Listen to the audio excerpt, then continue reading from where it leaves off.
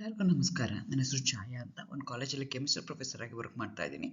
ನನ್ನ ಇಂಟೆನ್ಷನ್ ಈ ಚಾನಲ್ನ ಸ್ಟಾರ್ಟ್ ಮಾಡೋದಕ್ಕೆ ಅಂದರೆ ಸಾಧ್ಯ ಆದಷ್ಟು ಕೆಮಿಸ್ಟ್ರಿ ರಿಲೇಟೆಡ್ ಟಾಪಿಕ್ನ ಸಿಂಪಲಾಗಿ ಕನ್ನಡದ ಹೇಳುವಂಥ ಪ್ರಯತ್ನ ಮಾಡ್ತಿದ್ದೀನಿ. ಕೆಮಿಸ್ಟ್ರಿ ಇಷ್ಟ ಇಲ್ಲದಿರೋರು ಕೆಮಿಸ್ಟ್ರಿ ಕಡೆಗೆ ಸೆಳೆಯುವಂಥ ಪ್ರಯತ್ನ ನಾನು ನನ್ನ ಚಾನಲಲ್ಲಿ ಮಾಡ್ತಾ ಇದ್ದೀನಿ. ಪರ್ಟಿಕ್ಯುಲರ್ಲಿ ಕನ್ನಡ ಮೀಡಿಯಂ ಹುಡುಗರಿಗೆ, ರೂರಲ್ ಹುಡುಗರಿಗೆ ಹೆಲ್ಪ್ ಆಗಲಿ ಅಂತ ಕೆಮಿಸ್ಟ್ರಿನ ಕನ್ನಡದ ಹೇಳುವಂಥ ಪ್ರಯತ್ನ ನಾನು ನನ್ನ ಚಾನಲ್ ಮುಖಾಂತರ ಮಾಡ್ತಾ ಇದ್ದೀನಿ. ಸದ್ಯಕ್ಕೆ ನೀವೇನಾದರೂ ರಾಣಿ ಚೆನ್ನಮ್ಮ ಯೂನಿವರ್ಸಿಟಿನಲ್ಲಿ ಓದ್ತಾ ಇದ್ದೀರಾ ಅಂತಂದರೆ ಕೆಮಿಸ್ಟ್ರಿನ ಒನ್ ಆಫ್ ದಿ ಮೇಜರ್ ಸಬ್ಜೆಕ್ಟಾಗಿ ತೊಗೊಂಡಿದ್ದೀರಾ ಅಂತಂದರೆ ನಿಮ್ಗೆ ಆಲ್ರೆಡಿ ಗೊತ್ತಿದೆ. ಕೆಮಿಸ್ಟ್ರಿಯಲ್ಲಿ 4 ಯೂನಿಟ್ ಇರುತ್ತೆ. ಯೂನಿಟ್ 4ಅಲ್ಲಿ ನಿಮಗೆ ಒಂದು ಸಬ್ ಟಾಪಿಕ್ ಬರುತ್ತೆ, ಸ್ಟೆಬಿಲಿಟಿ ಆಫ್ ಸೈಕ್ಲೋ ಆಲ್ಕೇನ್ಸ್ ಅಂತ. ಸೊ ಯೂಶ್ವಲಿ ಏನಾಗುತ್ತೆ ಅಂತಂದರೆ ಸೈಕ್ಲೋ ಆಲ್ಕೇನ್ಸ್ ಇದೆಯಲ್ಲ, ದರ್ ಹೈಲಿ ಸ್ಟೈನ್ಡ್ ಮಾಲಿಕ್ಯೂಲ್ಸ್. ಹಾಗಾಗಿ they generally undergo ring opening reaction.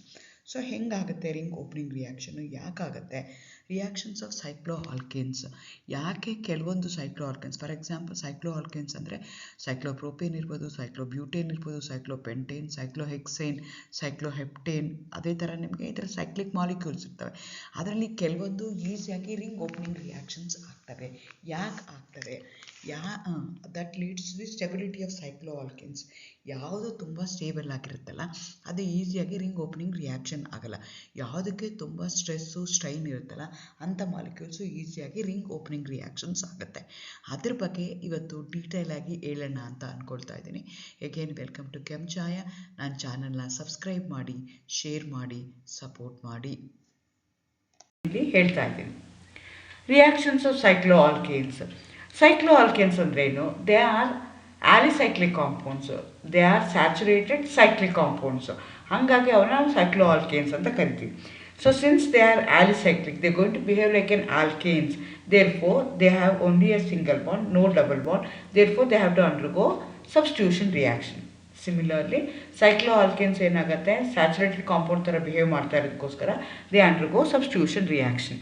But unusual reactions of alkanes ಏನಿದೆಯಲ್ಲ, alkanes generally they do not undergo addition reaction, but these cycloalkanes they undergo addition reactions. Particularly lower alkanes ಏನಿರುತ್ತಲ್ಲ ಅವು addition reactions ಆಗುತ್ತೆ. ಹಂಗಂದ್ರೆ ಏನು, cycloalkanes both going to behave like a saturated compound and also going to behave like an unsaturated compound. Thereby they undergo addition reaction and also substitution reaction. Addition reactions ಆಗುತ್ತೆ, substitution reactions ನಾವು ಆಗ್ತಾ ಹೋಗುತ್ತೆ. So ಮೊದಲನೇದು ನಾವು addition reaction ತೊಗೊಳ್ಳೋಣ, ಅಥವಾ ring opening reaction ಅಂತ ತೊಗೊಳ್ಳೋಣ. ಅಡಿಷನ್ ಆದಾಗ ಏನಾಗುತ್ತೆ, ರಿಂಗ್ ಓಪನ್ ಆಗಿ ದ ಸ್ಯಾಚುರೇಟೆಡ್ ಕಾಂಪೌಂಡ್ ಆಗಿ ಕನ್ವರ್ಟ್ ಆಗ್ತವೆ. ಸೈಕ್ಲಿಕ್ ಕಾಂಪೌಂಡ್ಸಿಂದ ಓಪನ್ ಚೈನ್ ಕಾಂಪೌಂಡ್ಸ್ ಆಗಿ ಕನ್ವರ್ಟ್ ಆಗ್ತವೆ. ಹಾಗಾಗಿ ಈ ರಿಯಾಕ್ಷನ್ ನಾವು ರಿಂಗ್ ಓಪನಿಂಗ್ ರಿಯಾಕ್ಷನ್ ಅಂತ ಕರಿತೀವಿ, ಇಲ್ಲಾಂದರೆ ಅಡಿಷನ್ ರಿಯಾಕ್ಷನ್ಸ್ ಅಂತ ಕರಿತೀವಿ. ಅದರಲ್ಲಿ ಮೊದಲನೇದು hydrogenation of alkanes or catalytic reduction ಅಂತ ಹೇಳ್ತೀವಿ. ಸೊ ನಮಗೆ ರಿಡಕ್ಷನ್ ಅಂದರೆ ಏನು, ಕೆಟಾಲಿಟಿಕ್ ರಿಡಕ್ಷನ್ ಅಂದರೆ ಯೂಸಿಂಗ್ ಕೆಟಲಿಸ್ಟ್ ರಿಡಕ್ಷನ್ ಮಾಡ್ತಾ ಇದ್ದರೆ ಕೆಟಾಲಿಟಿಕ್ ರಿಡಕ್ಷನ್ ಅಂತ ಹೇಳ್ತೀವಿ. ಇಲ್ಲಿ ನಾವು we are using finely divided nickel as a catalyst. Either I can use nickel ಇಲ್ಲಾಂದರೆ ಪ್ಲಾಟಿನಮ್ ಯೂಸ್ ಮಾಡ್ಬೋದು, ಪ್ಲಾಟಿನಮ್ ಇಲ್ಲಾಂದರೆ ಪೆಲಿಡಿಯಮ್ ಯೂಸ್ ಮಾಡ್ಬೋದು ಸೇಮ್ ರಿಯಾಕ್ಷನ್ಗೆ. This are the catalyst I am going to use. So ಇಲ್ಲಿ ಏನು ಮಾಡ್ತಾ ಇದ್ದೀನಿ, ಅಡಿಷನ್ ಆಫ್ ಹೈಡ್ರೋಜನ್ ಮಾಡ್ತಾ ಇದ್ದೀನಿ. So using finely divided nickel as a catalyst, heating around 80 degrees centigrade in case of cyclopropane, 200 degrees centigrade in case of cyclobutane.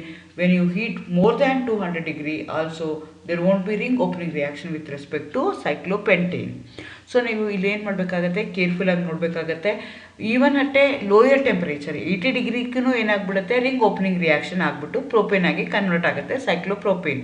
ಸೈಕ್ಲೋಬ್ಯೂಟೇನ್ ಏನಾಗ್ತಾ ಇದೆ, 200 degree centigrade ತೊಗೊಳ್ತಾ ಇದೆ. ಎಬೋ ದಟ್ ಆದರೂ ಸೈಕ್ಲೋಪೆಂಟೇನ್ ಏನಾಗ್ತಾ ಇದೆ, ರಿಂಗ್ ಓಪನಿಂಗ್ ರಿಯಾಕ್ಷನ್ ಆಗ್ತಾ ಇಲ್ಲ. ಇದರಿಂದ ನನಗೆ ಏನು ಗೊತ್ತಾಗುತ್ತೆ ಅಂತಂದರೆ, ಹೈಯರ್ ಟೆಂಪರೇಚರ್ ಬೇಕು ಅಂತಂದರೆ that is more stable. So ಇದು ಸೈಕ್ಲೋಪ್ರೋಪೇನ್ ಏನಾಗ್ತದೆ at A very low temperature around 80 ಡಿಗ್ರಿಗೆ ಏನಾಗ್ತದೆ, ರಿಂಗ್ ಓಪನಿಂಗ್ ರಿಯಾಕ್ಷನ್ ಆಗ್ತಾ ಇದೆ, ವಿಚ್ ಈಸ್ ಲೆಸ್ ಸ್ಟೇಬಲ್. ಆದರೆ ನೀವು ಸೈಕ್ಲೋಬ್ಯೂಟೇನ್ ತೊಗೊಂಡ್ರೆ 200 ಡಿಗ್ರಿಗೆ ಆಗ್ತಾ ಇದೆ. Much more higher temperature is requiring to undergo ring opening reaction. This indicates that this is stabler than that of the cyclopropane. ಅಂದರೆ ಏನು, ಸೈಕ್ಲೋಬ್ಯೂಟೇನ್ ಏನಿದೆ ಅದು more stable than that of cyclopropane ಅಂತ ಗೊತ್ತಾಗುತ್ತೆ. ಅದೇ ರೀತಿ ಸೈಕ್ಲೋಪೆಂಟೇನ್ ತೊಗೊಂಡ್ರೆ which is much more strong stable than that of the cyclobutane or cyclopropane. ಅದು ರಿಂಗ್ ಓಪನಿಂಗ್ ರಿಯಾಕ್ಷನ್ ಆಗ್ತಾ ಇಲ್ಲ. ಇದನ್ನು ಮತ್ತೆ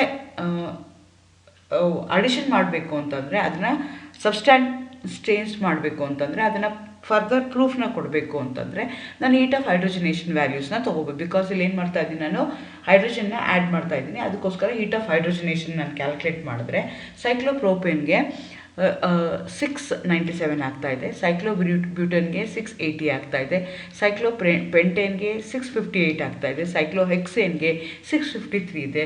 everything is expressed in kilojoules per mole. ಅಂದ್ರೇನು, ಹೀಟ್ ಆಫ್ ಹೈಡ್ರೋಜನೇಷನ್ನು ಲೋ ಇದ್ದಷ್ಟು ನಮ್ಮದು ಮಾಲಿಕ್ಯೂಲ್ ಏನಾಗ್ತಾ ಹೋಗುತ್ತೆ, ಸ್ಟೇಬಲ್ ಆಗ್ತಾ ಹೋಗುತ್ತೆ. ಸೊ ಇಲ್ಲಿ ನನಗೆ ಏನಾಗ್ತಾ ಇದೆ, ಸೈಕ್ಲೋಪ್ರೋಪೇನ್ಗೆ going to have higher value, that is least stable. Cyclohexane ಏನಿದೆಯಲ್ಲ, that going to have the lowest value, therefore it is highest ಅಥವಾ ಮ್ಯಾಕ್ಸಿಮಮ್ ಮೋಸ್ಟ್ ಸ್ಟೇಬಲ್ ಮಾಲಿಕ್ಯೂಲ್ ಅಂತಲೂ ಹೇಳ್ಬೋದು. Similarly they also undergo addition reactions ಆಗುತ್ತೆ. Alkanes ಇದೆಯಲ್ಲ, ಅದೇ undergo addition reaction. Chlorination ಆಗುತ್ತೆ, ಅಲ್ಲೂ ring opening reaction ಆಗುತ್ತೆ. ಬ್ರೋಮಿನೇಷನ್ ಆಗುತ್ತೆ, ಅಲ್ಲೂ ರಿಂಗ್ ಓಪನಿಂಗ್ ರಿಯಾಕ್ಷನ್ ಆಗುತ್ತೆ. ಆದರೆ ಸೈಕ್ಲೋಪೆಂಟೇನ್ ಏನಾಗುತ್ತೆ, ರಿಂಗ್ ಓಪನಿಂಗ್ ರಿಯಾಕ್ಷನ್ ಆಗಲ್ಲ. This indicates that cyclopentane is more stable than that of cyclobutane and cyclopentane ಅಂತ ನನಗೆ ಗೊತ್ತಾಗ್ತಾ ಹೋಗುತ್ತೆ. ಅದೇ ಥರ ಏನಾಗುತ್ತೆ, also undergo substitution reaction which is a characteristic reactions of saturated compound.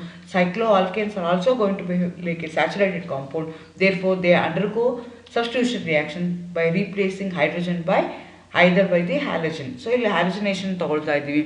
On heating with a chlorine or bromine in presence of UV light, hydrogen get replaced by the halogen atom.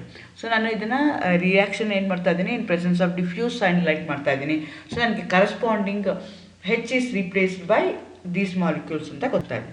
From the above reaction ನನಗೆ ಏನಾಗ್ತಾ ಇದೆ, ಒಂದು substitution reaction ಆಗ್ತಾ ಇದೆ, ಒಂದು addition reactions ಆಗ್ತಾ ಇದೆ, ಒಂದು ಹೈಡ್ರೋಜನೇಷನ್ ರಿಯಾಕ್ಷನ್ಸ್ ಆಗ್ತಾ ಇದೆ.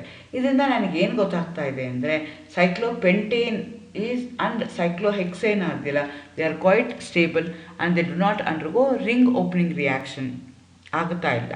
ಸೈಕ್ಲೋಪ್ರೋಪೇನು ಸೈಕ್ಲೋಬ್ಯೂಟೇನ್ ಏನಾಗ್ತಾ ಇದೆ, ರಿಂಗ್ ಓಪನಿಂಗ್ ರಿಯಾಕ್ಷನ್ಸ್ ಆಗ್ತಿದೆ. ಅದರಲ್ಲೂ ಸೈಕ್ಲೋಪ್ರೋಪೇನ್ ಏನಾಗ್ತಾ ಇದೆ, ರಿಂಗ್ ಓಪನಿಂಗ್ ರಿಯಾಕ್ಷನು ತುಂಬ ಈಸಿಯಾಗಿ ಆಗ್ತಾ ಇದೆ, ಅಟ್ 80 ಡಿಗ್ರಿ ಸೆಂಟಿಗ್ರೇಡ್ ಆಗ್ತಾ ಇದೆ. Therefore cyclopropane is the least stable and cyclohexane is the most stable, capable of undergoing a addition reaction through ring cleavage ಆಗ್ತಾ ಇದೆ. ಹಾಗಾಗಿ ಸ್ಟೆಬಿಲಿಟಿ ಆಫ್ ಸೈಕ್ಲೋಆಲ್ಕೇನ್ಸ್ ನಾವು ಯಾವ ಥರ ಹೇಳ್ಬೋದು ಅಂದರೆ, ಸೈಕ್ಲೋಪ್ರೋಪೇನ್, ಸೈಕ್ಲೋಬ್ಯೂಟೇನ್, ಸೈಕ್ಲೋಪೆಂಟೇನ್, ಸೈಕ್ಲೋಹೆಕ್ಸೇನ್. These stability of what I have explained is based on chemical reaction, but there was a problem with, in order to explain the stability of cyclohexane, in order to explain that we have one more theory. That theory we are going to call it as a Beyer-Stein theory. ಅದನ್ನು ನಾನು next ಎಪಿಸೋಡಲ್ಲಿ ಇದನ್ನು continue ಮಾಡ್ತೀನಿ.